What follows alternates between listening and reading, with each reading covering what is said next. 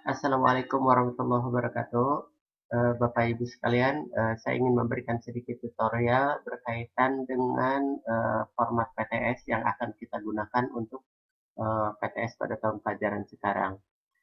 Saya mencoba beberapa hal yang baru yang mungkin harus disosialisasikan kepada Bapak dan Ibu. Harapan saya bisa memberikan kemudahan sehingga proses PTS ini bisa berjalan sesuai dengan apa yang kita rencanakan. Rencananya pembagian PTS mau kita laksanakan antara tanggal 10 sampai tanggal 15 tergantung nanti situasi yang ada. Kemudian teknisnya ada rencana bahwa pembagian PTS ini kemungkinan akan dibagikan secara daring ataupun secara tatap muka. Nanti kita tunggu perkembangan dari Bapak Kepala Sekolah. Baik, Bapak dan Ibu, pada pada format ini saya memberikan dua sheet ya. Sheet yang pertama ini yang untuk guru mapel, ini satu file per kelas. Jadi Bapak dan Ibu untuk satu file per kelas untuk memudahkan Bapak dan Ibu meng-share file yang telah Bapak dan Ibu isi sehingga tidak satu file banyak kelas tetapi satu file satu kelas. Ini sudah saya kondisikan. Kemudian yang sheet yang kedua berisi rekap untuk wali kelas yang artinya berisi kumpulan nilai yang Bapak dan Ibu wali kelas dapatkan dari guru mata pelajaran. Ya, langsung saja Bapak dan Ibu. Yang pertama untuk guru mapel, ini caranya begini Bapak dan Ibu. Jadi Bapak dan Ibu yang wajib diisi adalah yang berwarna ini biru muda. Kemudian pilih nama guru Bapak dan Ibu, jadi tidak usah diketikkan. Misalkan saya ambil misalkan Pak Abdul Aziz, misalkan mata pelajarannya Ibu pilih juga, beliau mengajar IPS, misalkan. Kemudian kelasnya juga kita pilih, misalkan 7A, supaya mudah saja. Ketika Bapak dan Ibu mengetikkan 7A, maka nama siswanya, listingnya yang siswa-siswa kelas 7A sudah otomatis terrekam di sini. Nah, Bapak dan Ibu, setelah memilih kelas, jangan dulu diisi nilai, sebab nanti nilai ini akan statis. Sehingga ketika Bapak dan Ibu merubah nama siswa, nilainya tidak akan berubah. Nah, seperti ini 7A. Kemudian Bapak dan Ibu jumlah PJJ-nya selama 3 bulan ini berapa? Menurut perhitungan saya, ini kalau hitungan kasarnya, kalau 3 bulan kali 4 minggu berarti ada 12 PJJ. Saya ambil saja misalkan jumlah minimalnya 10. Nah, ini nanti dipergunakan untuk menghitung jumlah kehadiran per siswa. Nah, Bapak dan Ibu, setelah kita selesai ini, jangan dulu diisi. Kita save as. Di save as. Nah, ini Excel. Saya simpan misalkan di sini. Format PTS. Cara mengisinya Bapak dan Ibu, karena tadi ini adalah pelajaran IPS. Jadi misalkan ini IPS kelas 7A. Ini Aziz, misalkan Pak Aziz. Itu Bapak dan Ibu. Nah, gitu. Nah, di save. Kemudian setelah 7A, kita bisa ganti lagi Bapak dan Ibu 7B. Otomatis berubah nama anaknya. Kemudian kita save as lagi. Kelas, ininya diganti Bapak dan Ibu, ininya tinggal 7B. Nah, di save as lagi. Misalkan Pak Ajis mengisi hanya 2 kelas, berarti akan ada 2 file Bapak dan Ibu di format ini, 7A dan 7B. Nah, sebelum mengisi nilai. Bapak dan Ibu setelah itu kita isi nilai. Misalkan saya isi yang kelas 7A. Nah, seperti ini. Kemudian barulah kita mengisi nilainya Bapak dan Ibu. Misalkan nilai yang ininya misalkan 80, yang ini keterampilannya misalkan 85. Kemudian PTS-nya Bapak dan Ibu boleh salah satu, mungkin pengetahuan atau keterampilan saya isikan saja salah satu, misalkan ini dapat 90. Kemudian kehadirannya kita cek dari absensi Bapak dan Ibu.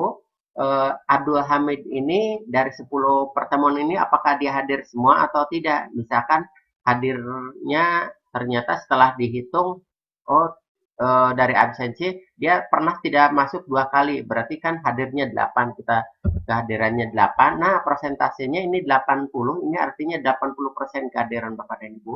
Setiap siswa akan berbeda. Kemudian kita save. Nah, begitu.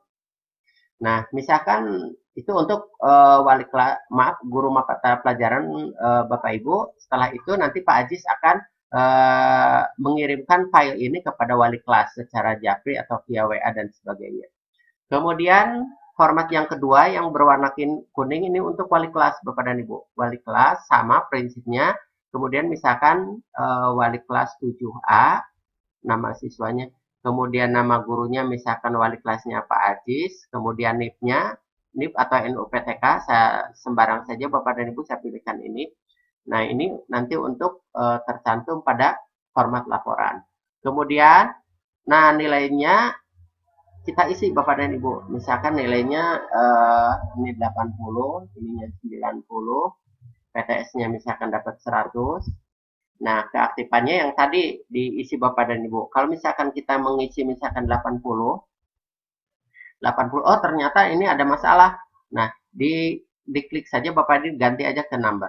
Nah, setelah itu, kemudian kita save Bapak dan Ibu, save as, misalkan saya isikan walas 7A. Walas 7A. Kemudian kita save Bapak dan Ibu.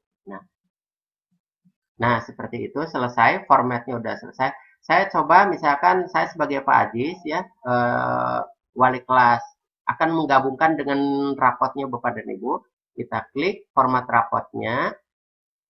Nah, ini Bapak dan Ibu. Kita sambungkan ke kelas tadi karena Pak Ajis wali kelas 7A. Berarti mailing, kemudian pilih revisiannya gitu. Yang di Bapak dan Ibu sudah otomatis nyambung Bapak dan Ibu, sehingga ketika diklik yang Word-nya itu sudah tidak masalah, otomatis ke ini ke database nilai. Tapi karena ini contoh, saya buat yang lain.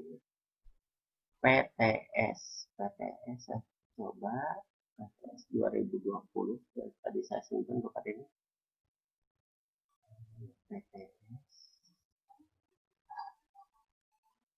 PTS 2020. Ini saya ambil yang wali kelas Pak Ajis Walas 7A, diklik Bapak dan Ibu. Kemudian halaman terakhir, berarti rekap Walas Bapak dan Ibu. Kemudian ini diklik. Nah, ini dia udah nyambung Bapak dan Ibu. Nah, ini nilainya.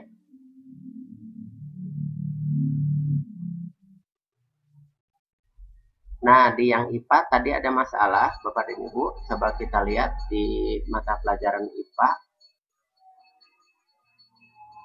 IPA keaktifannya 0, karena misalkan dia tidak ikut.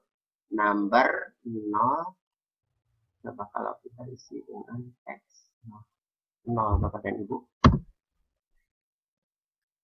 Nah, ini hanya contoh saja.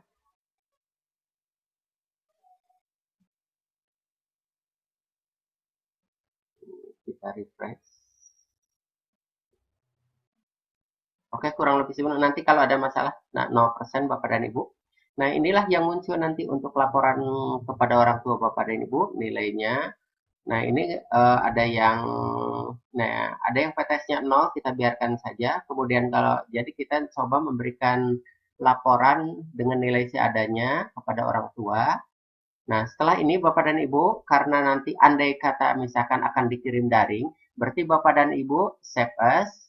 Nah, save as-nya ke PDF Bapak dan Ibu. PDF ini siapa namanya? Tadi yang pertama Abdul Aziz, maka kita ketik Abdul Aziz.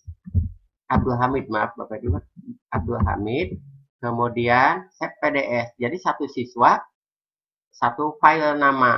Sehingga nanti untuk memudahkan pengiriman. Nah, ini Bapak dan Ibu. Ini untuk yang punya Abdul Hamid. Berikutnya kita inikan lagi. Ini diklik Bapak dan Ibu. Ini untuk next record.